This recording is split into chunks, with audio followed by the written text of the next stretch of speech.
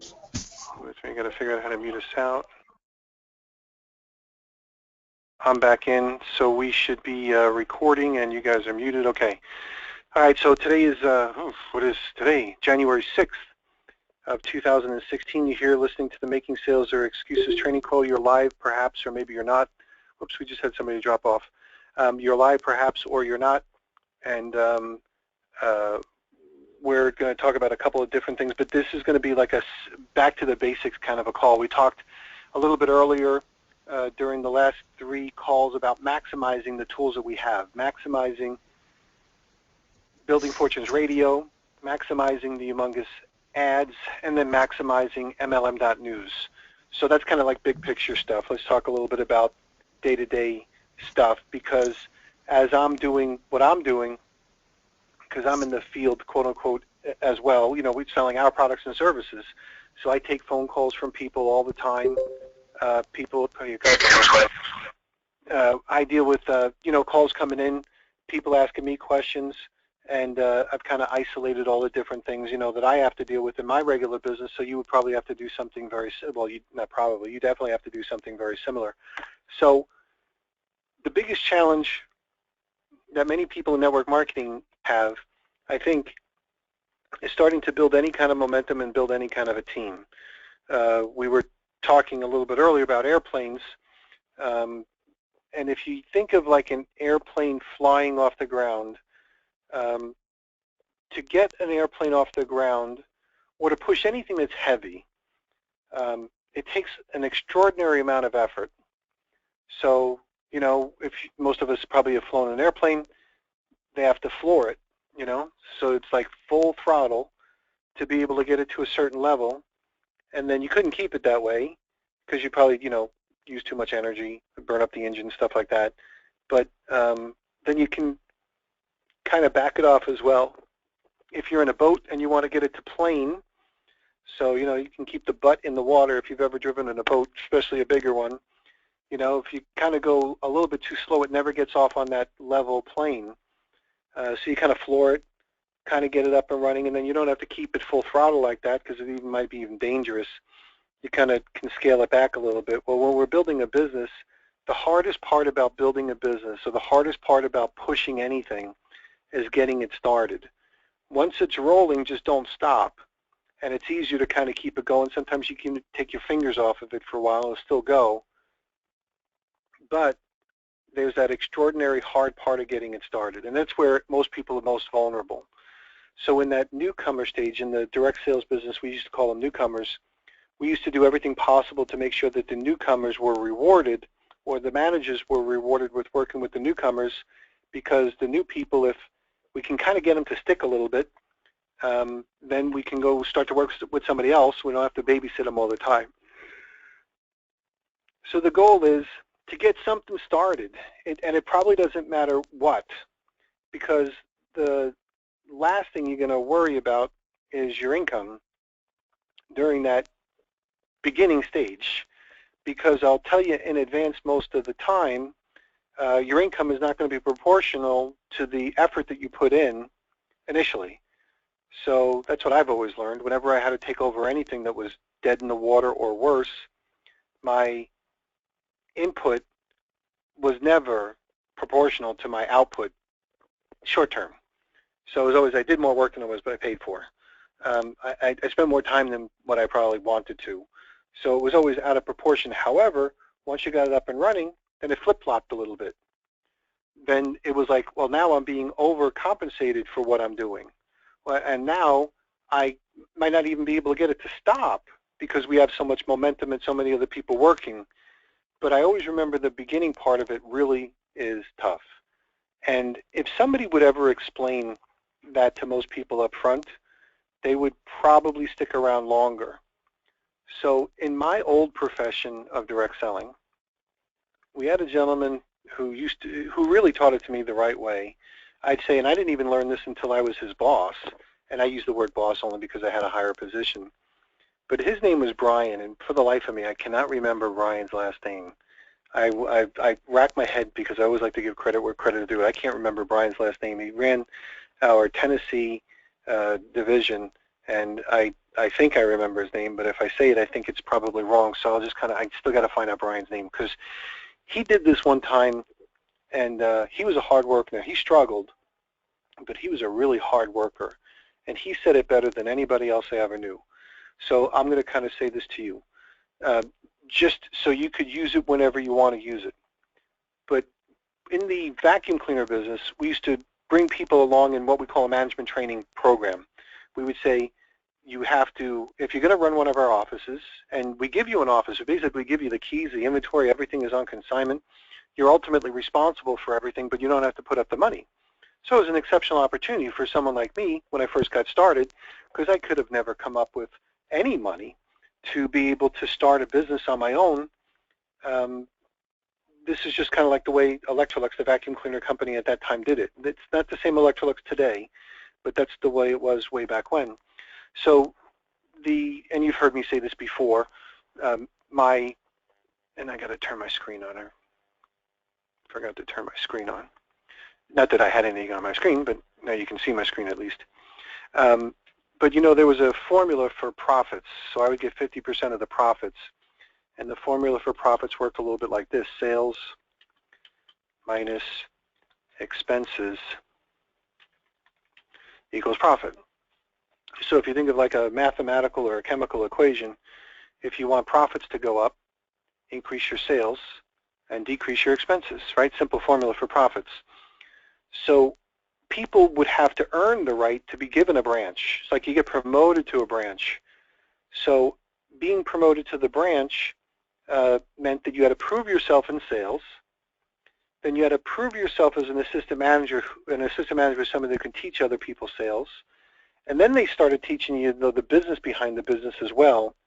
So this way you're not doing stupid things with the money, so you can keep most of the profits.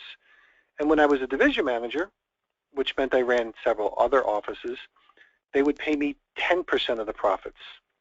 So they wouldn't pay me 10% on like every store. It wasn't like you get a check for store A and a check for store B and a check for store C. You got a statement. So if store A really kicked ass, but store B, wasted their money, that would take away from my overall check. So it was an accumulative check. So we always worried about increasing sales, increasing sales, increasing sales. And we also knew there was something called the law of exclusion.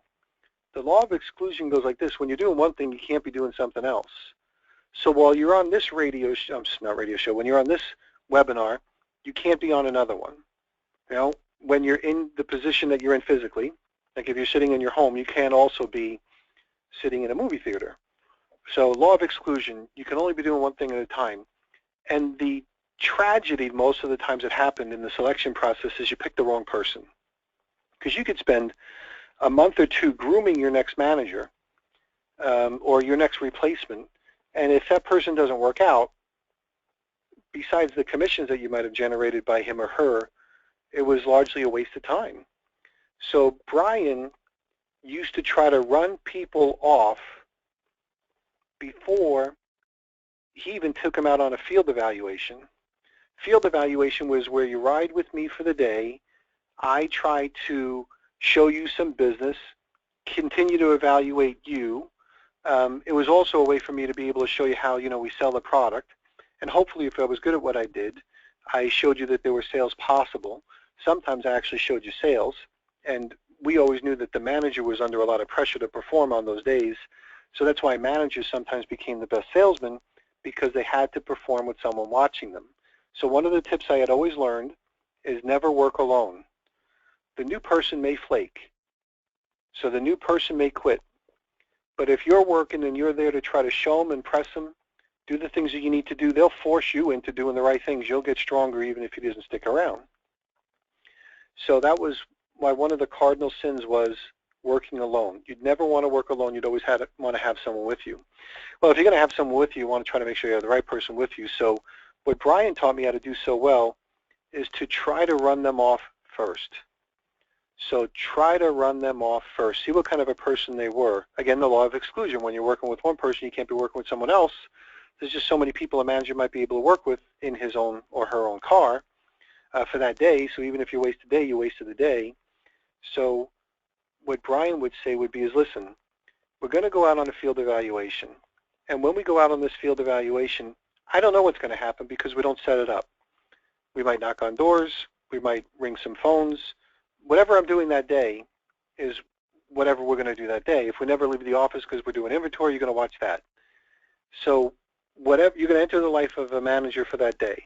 So obviously the manager would always want to take him to the field to see what kind of a person he or she was and see how they react. And that in itself would scare a lot of people off.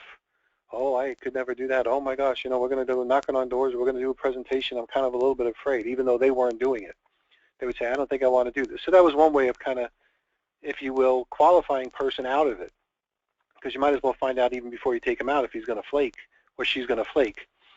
But what we'd also do very well would be is like, I don't wish this happens, and this doesn't happen every day. If you've heard me use the term handle awkward moments in advance. So this is handling an awkward moment in advance. Brian would say, I hope this doesn't happen, because of course we'd like a good day, but I kind of hope it does, where we go out and we have a really horrible day. Like every appointment that was set up isn't home. Every person whose home we get in, for whatever reason, we can't really do a demonstration. Maybe they're kind of nasty. Things don't work out. There's something, hopefully what happens is we have a day that most people would say would be a really bad day. And do you know why? He would ask them. And nobody ever knew the answer. Just, no one ever knew the answer because no one ever did this before. And Brian would say, the reason why I want to have a bad day is because in the management training program, I want to see what kind of a person you are. See, everybody can do fine. Everybody have great attitudes. If we go out on a demo, we sell it. We go out on the next demo, we sell it. We go out on the next demo, we sell it. We knock on some doors, we get into the first door, we go in there, we sell it, we have a good time, whatever, get some referrals. It's easy to have a good attitude when things are going well. But as a branch manager, of course, things aren't always going to go well. You handle issues all the time. So I want to see how you'd handle the worst possible day. We go out. The first thing we do, we step out of the, we step out on the curb. A car comes by, splashes us. We get mud all over us. Then we go to our first house. It's pouring, drenched in rain. We get in there to knock on the door. The woman says, "I'm sorry, I just can't see you today," and she turns us away. And we come back like wet, soggy puppies.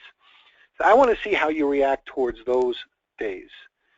And it would be kind of interesting because you could see almost in some people's eyes they would roll over.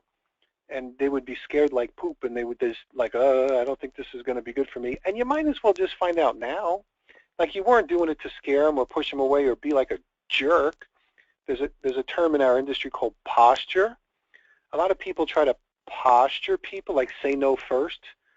So, like, oh, well, I was hoping you'd be smarter than that or better than that, or we're looking for people sharper than you. You could do that, but that's just mean. So there's a certain level of posture intimidation you might use. But in reference to this sort of stuff, it's kind of better to do it this way. This way you can kind of find out where they are. The people you were looking for were the people that bit back a little bit. So when you say, what if we have a bad day? What are you going to do? And see what they say, how they react. Well, I think if I have a bad day, or you have a bad day, I realize that you're not going to have, the company's been around for 70 years. The whole entire company can't have a bad day. You kind of figure this stuff out. So I'm sure you have some good days and some bad days. I'll hang with you, It'll be good for me to see. So you see their attitude. So that's attitude towards objections or attitude towards adversity I was always looking for. So I got really good at doing that after Brian kind of taught me. I wish I would have known more about the way he did it because I really liked the way he did it. Because he spent 5 minutes on the, I hope this doesn't happen, but what if it does kind of a scenario. And what that does is it handles the awkward moment in advance. Takes a little bit of pressure off you as the manager if you're the one who's doing the presentation, because if you're doing a lot of presentations, you're going to have some of those, some of those days. And it also gives you an opportunity to get a lot stronger in one of many ways. So I know that you're not hiring people for management training positions for a vacuum cleaner company, but if you just kind of take that thought process a little bit, then you can take it to the next level as well. So I'm going to go through one more example, and this was more of a personal example. So when we say handle awkward moments in advance,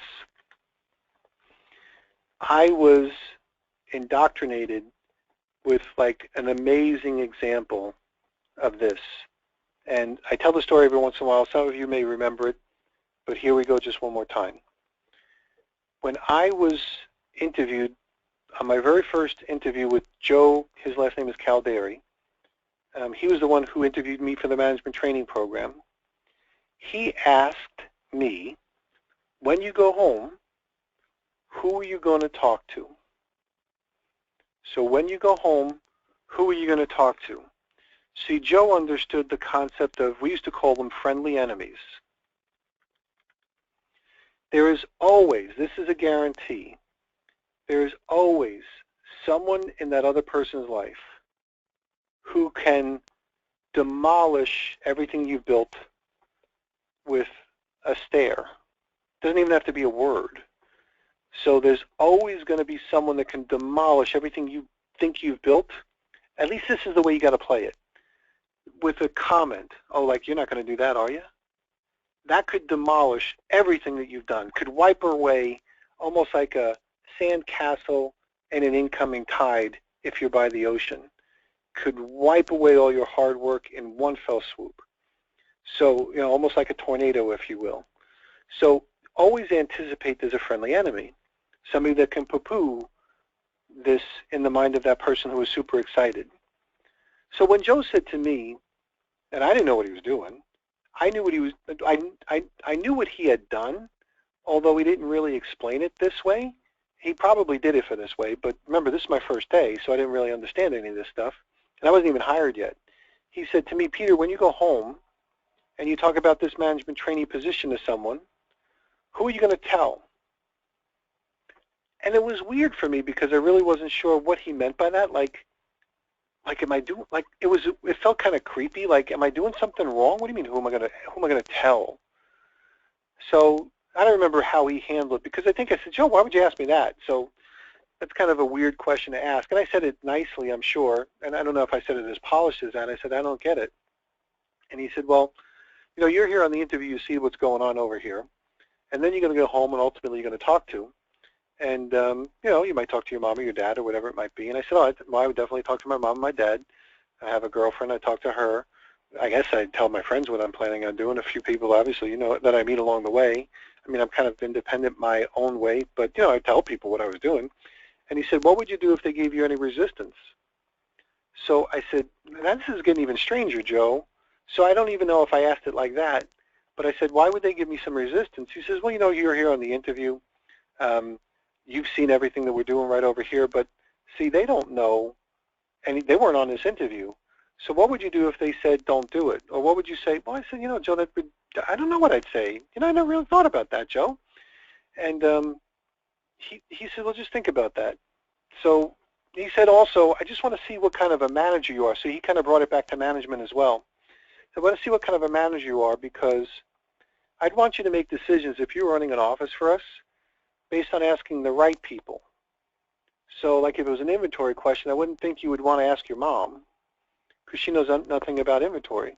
If it was how to place an ad, unless your dad is a copyright expert, asking your dad some of the key components of how to write an ad would probably not be the right person to ask. You probably need to ask me, you know, or someone in our company that kind of done that stuff already. So I just wanted to find out, like, what would you do? Like if they gave you some hesitation or advice not to do this or whatever, who would you listen to? Now remember, Joe couldn't have said that unless he had sold himself to me first. So he had definitely the ability to build a relationship with me. So when he said that, I didn't take it in the wrong way. I said, Joe, all that stuff makes sense. But I don't know why in the world would anybody be against this? It looks like, you know, unless you're not telling me anything. But, you know, you seem like a very straightforward person. You showed me the records. You explained this whole thing. You told me if I did the work, there's a real opportunity. There's no benefit to you to mislead me. You're not asking me for any money. You know, the worst thing in the world is I waste some of my time. I don't sell anything, and I call you an idiot.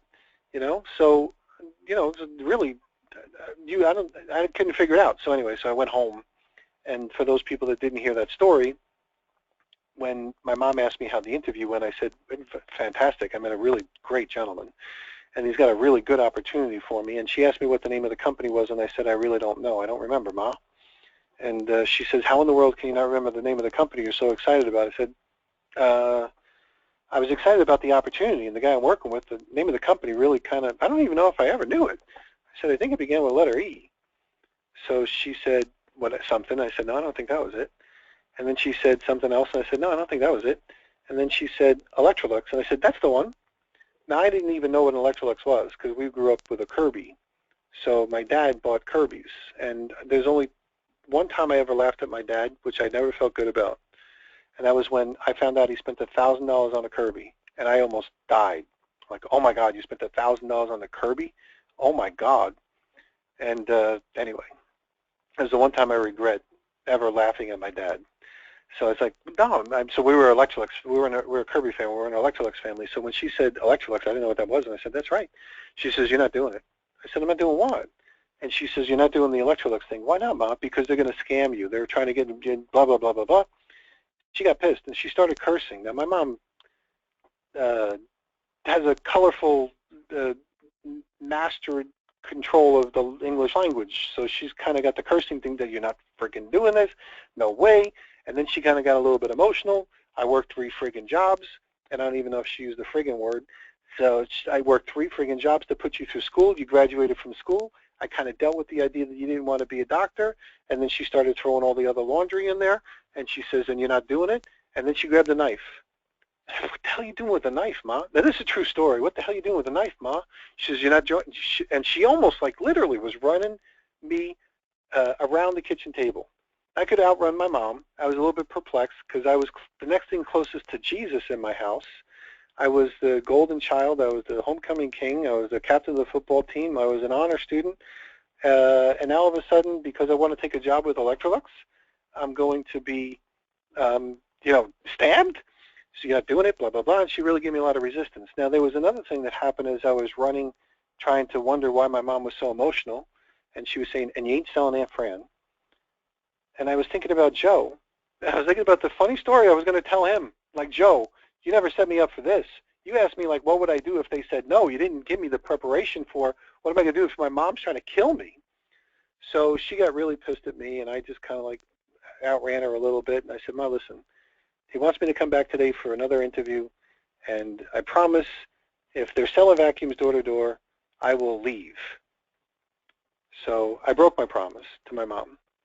So when I broke my promise to my mom, the thing that I just want to really focus on here is I told you a very real but very vivid story of how Joe taught me to be able to teach you how to handle awkward moments in advance. Because think of this through.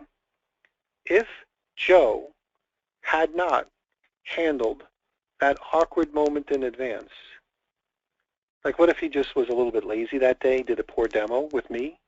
What if he just forgot? What if he let down his guard? What if it wasn't part of a standard operating procedure?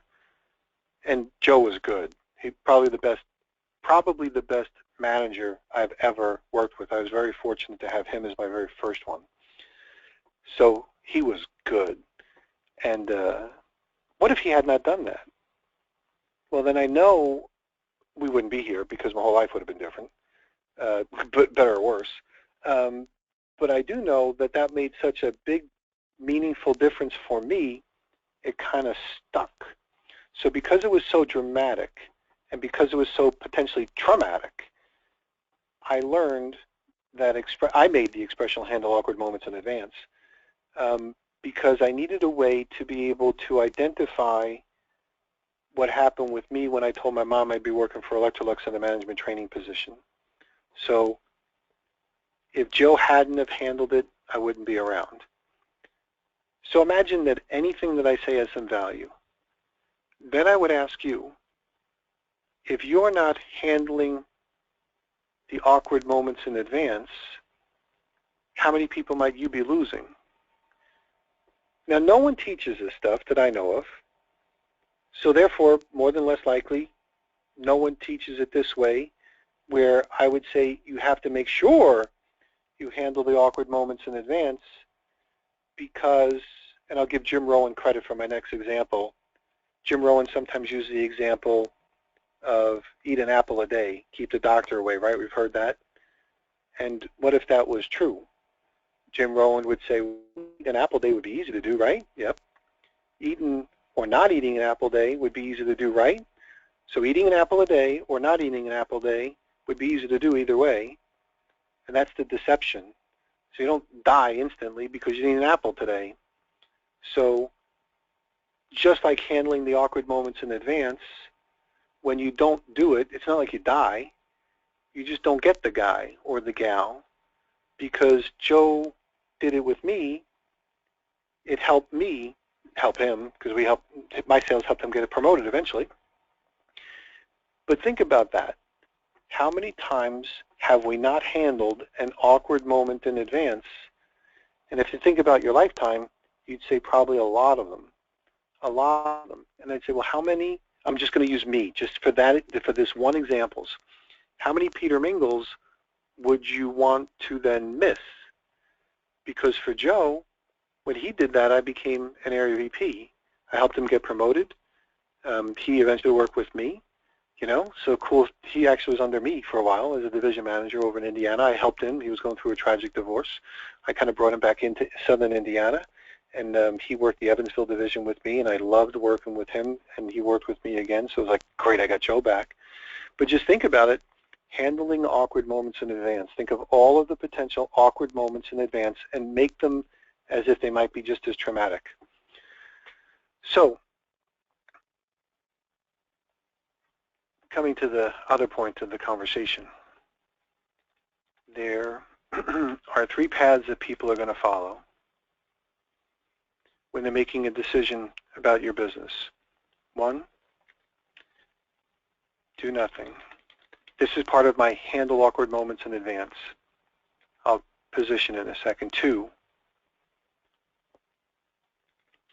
buy the product. Oops. 3,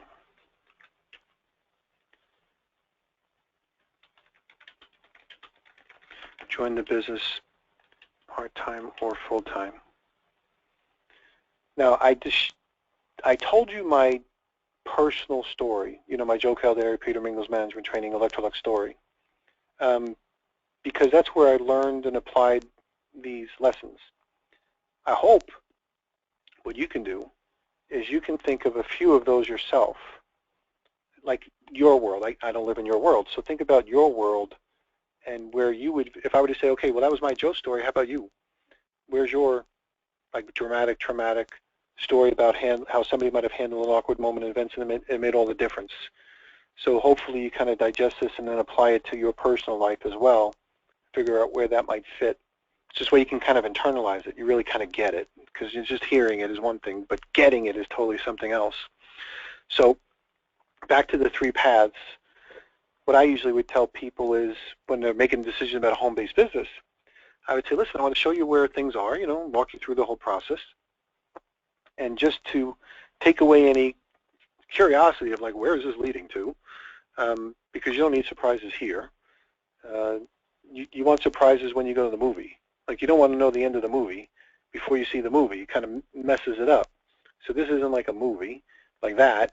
So let me kind of walk you down the path of what most people do when we're done. So this way you know if you're on track or not. And they usually like that. They like the movie analogy.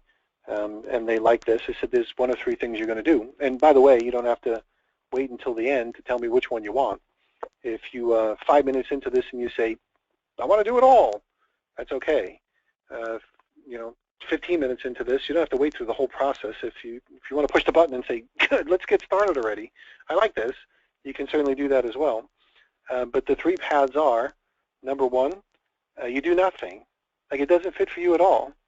Totally doesn't fit. It's against your religion, against your moral beliefs, something you just want to, no way. The second one would be is that you look at the product and you say, I think I want to try the product. That product looks really good. And some people just get started with the product first as a retail customer. And when they get started as a retail customer, eventually they really start to use the product. And they start to use the product and maybe, a week, a month, a year, whatever it might be. They say, I really like this. I think I could sell this. I've been selling this. I've been telling all my friends about this sort of stuff, helping you generate some extra sales. I think I want to do it too. So product users eventually sometimes become distributors. And some of our best salespeople, best distributors, started off as product users, so that's okay, number 2.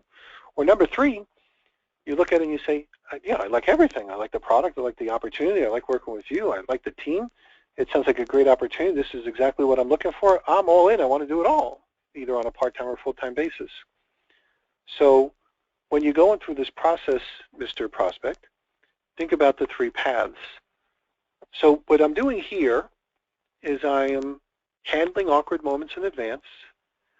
I am throwing in, if you will, a whole bunch of suggestions, not manipulating, but some suggestions. So like giving them permission to, when I said things like, you don't have to be like, if we have 5 steps, if you're at step number 1, you say, I'm in. Like, I don't need to see anymore. You can show me the other 4, but that's okay. I like it already. Just tell me. So we'll still go to the other ones, but at least then let me know so we can kind of get you started and we'll kind of move you forward. So those are suggestive influences. Those are pre-planting maybe some ideas of permission in front of them, giving them the ability to push the button and say, bam, I want to stop right now. I'm in. Like, no more. I don't need to hear anymore, because you don't want to walk your way through the sale. So there's a lot of stuff that I'm doing in advance before they even see it. And the better you are at handling those awkward moments in advance, the easier the whole presentation is going to be, and the more comfortable asking them to make a decision is going to be as well. So if there's one thing you want to master, it's handle awkward moments in advance, and of course one of the ways you apply is with the friendly enemies, and then learn that little 3 paths that most people follow when making a decision about this. Now this one, do nothing, I clarify a little bit. So when I talk to people about this, I'll say, you might want to do nothing. And that is okay. There's, what do they say, 7 billion people on the planet. 1 billion of them don't have electricity, limited running water, so let's scrap those. A couple of billion don't even speak English. Let's scrap those. So there's still a couple of billion left. 300 million here in the United States. It's not going to be for everybody. So there's going to be the occasional person who this doesn't fit for whatever reason. And if it's bad for you, do you want to do it? No. If it's good for you, though, however, I don't want you to say no for the wrong reason. So the only thing I'm going to ask is if there's any level of hesitation, if there's any question or concerns, I want you to ask me, at least get the right information. And then if you still don't want to do it, then I can feel good and you can feel good that you made the right decision. But you can't say no on your own without asking, because you might be forming the wrong conclusion based on something that you don't understand. So you can say no to me. However you want to say no is totally okay, but only after we discuss some of the reasons why in a safe fashion, like where you can have a conversation with me and I'll just kind of address those issues. So can you deal with that? They'll always say yes. And by the way, during this whole little speech, they're developing rapport with you. They're developing levels of respect with you. They're seeing that you're going to be a good coach and a sponsor. You have a certain level of sophistication. You have a somewhat complex brain. And it also is sincere, because you don't want people joining if it's bad for them. But you do want people joining if it's good for them. They could start at any level, buy the product or do the business part-time. So the benefit of this, as I'm wrapping this up and bringing it back full circle, I don't care how they get started. Customers become distributors, distributors go back to customers, people come and they go and they quit, and it's a little bit like chaos. So I don't care how they get started. How they get started is immaterial, besides for maybe your commissions. But the reality is however they get started, and then you could work with them. If you had a group of 5 or 10 or 15 people to be able to work with, whether they start with the Building Fortunes thing for $1, or they start a program free, or they spend $1,000 on something, all that stuff doesn't matter to me initially. It might matter to you in your pocketbook or maybe the compensation plan, but in the ultimate scheme of building things, you're going to make the money anyway if they're going to stick around. You might not get it all at once, but try that thought process or modify that thought process to something that fits your situation. So take my stuff, move it around, mold it like clay, and then figure out where it might fit for you. Okay, I'm going to stop the recording.